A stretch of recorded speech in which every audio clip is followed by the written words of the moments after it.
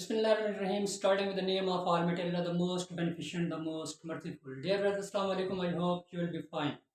Today we will learn about direct object and indirect objects.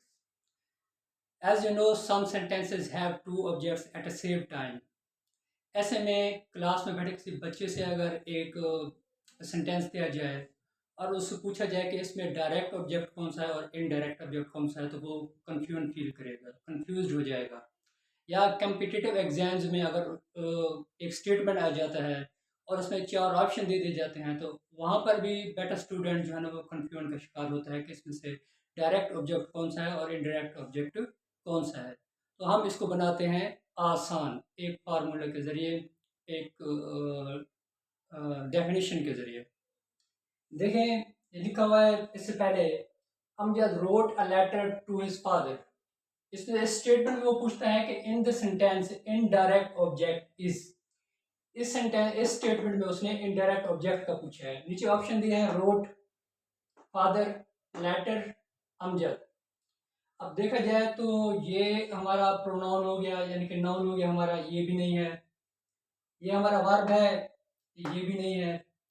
ये तो यानी कि मैं एक ट्यूटर, एक टीचर कैसे से कह रहा हूँ कि ये नहीं है, लेकिन बच्चा यहाँ पर भी कंफ्यूज हो जाता है।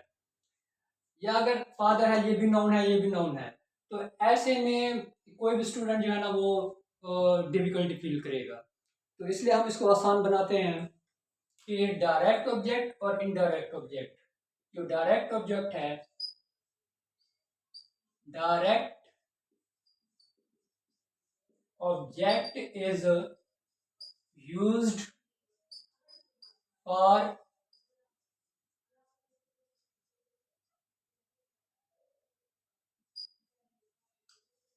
नॉन लिविंग थिंग्स और indirect object is used for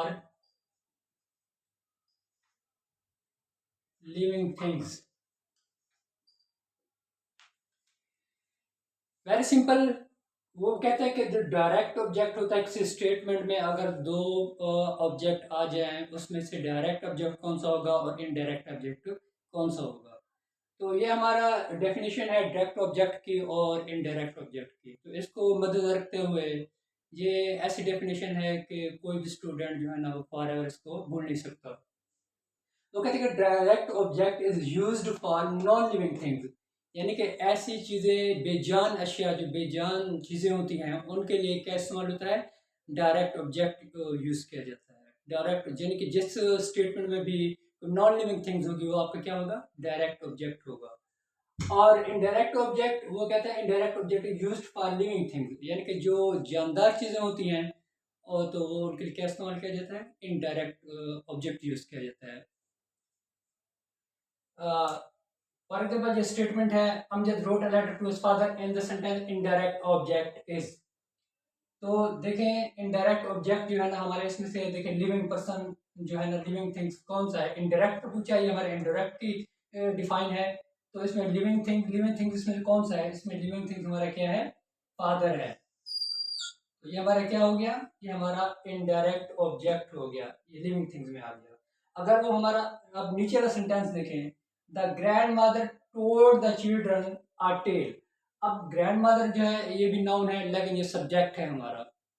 तो the grandmother told the children a tale, यानी कि जो फाइल है उसने एक, यानी कि किसी को कोई बात बताई। किसको बात बताई, एक चिल्ड्रन को। कैसी बात बताई, एक कहानी, यानी कि उसने एक कहानी सुनाई। ग्रैंड यानी कि दादी अम्मा या नानी अम्मा ने जो है ना बच्चे को एक कहानी सुनाई। तो इसमें देखें कि कहानी सुनने वाला कौन है, वो हमारा बच्चा है। ये क्या हो गया हमारा, ये हमारा हो गया इनडायरेक्ट ऑब्जेक्ट। और ये हमारा जो टेल है, ये भी ऑब्जेक्ट है, ये भी ऑब्जेक्ट है। ये हमारा इनडायरेक्ट ऑब्जेक्ट हो गया। वो कैसे हो गया, क्योंकि ऊपर है indirect object is used for living things, तो ये लिविंग पर्सन से है। और टेल ये एक स्टोरी है, नॉन लिविंग थिंग्स। तो ये हमारा हो गया डायरेक्ट ऑब्जेक्ट। नीचे I gave you my camera, I gave you मैंने आपको अपना कैमरा दिया। तो यहाँ पर देखें ये जो यू है ये किसी पर्सन के लिए इस्तेमाल हुआ है, तो ये शख्स है, ये हमारा क्या हो गया इनडायरेक्ट ऑब्जेक्ट हो गया। और ये कैमरा नॉन लिविंग थिंग है, ये हमारा डायरेक्ट ऑब्जेक्ट हो गया।